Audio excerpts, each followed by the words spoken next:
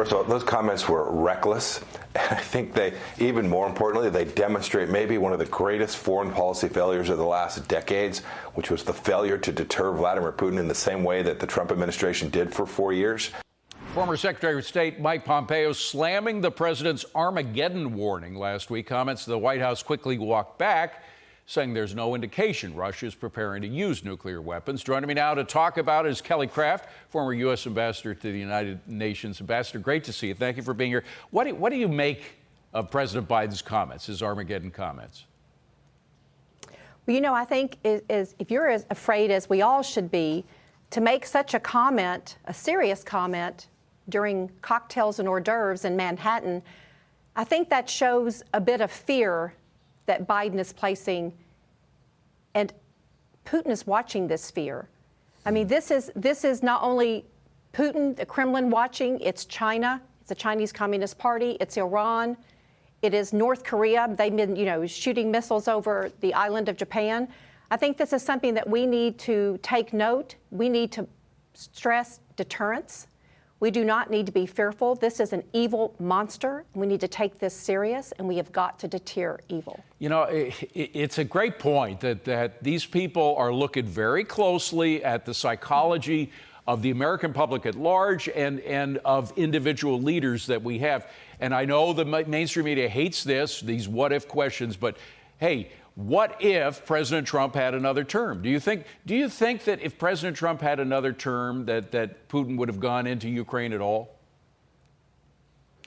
We wouldn't be having this conversation if President Trump had another term, because the respect that President Trump had from countries was respect from some of them out of fear, because they knew in the face of evil we would take action. We would not react, we would have acted. Well, we took action against the Russians in Syria. That force that's causing havoc now in the Ukraine that was based in Syria, that group of renegade soldiers that they use for really dirty operations, we killed over 200 of them under Donald Trump. So Putin knew that Donald Trump was serious about pushing them back when needed. Yes, and they all knew that America is the superpower.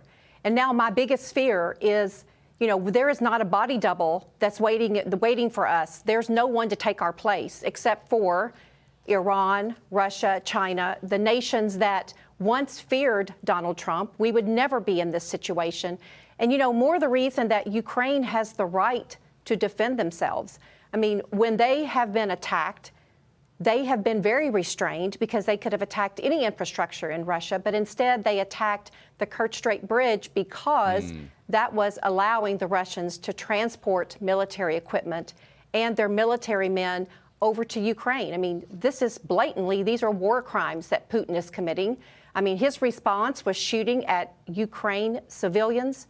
This is yet another example of war crimes by Putin, another example of evil. And we must take this very serious. We must deter this. We must make him wish he had never been involved in attacking Ukraine. The explosion, that bridge explosion, was very important. And it makes me wonder what Putin does do next. I mean, he's not going to just walk away from Ukraine the way that the Soviet soldiers walked away from Afghanistan. I get the sense that he is going to try something more than just walk out of there, right? Well, I believe that he was listening. He was listening at this statement. He was listening to the venue. He was listening to whether or not this was serious. Was this statement in fear, which I believe it was, which is a really poor message to send to Russia, and as we've just discussed, to Iran, China, and North Korea. I believe that this is only going to provoke Putin, as we have seen with his reaction upon the attack on Ukraine civilians. Yeah, and again, you wonder whether he's making that calculation. Russell Mead wrote about it. He said, would we risk New York to keep Odessa free? I mean, that's kind of the big question hanging over all of this, if it came to that. I just don't think the president has made the world a safer place with those comments. And then again, the constant backtracking that you get on stuff that he said, that also leaves people a little less confident. Ambassador, great to see you. Thank you so much for being here.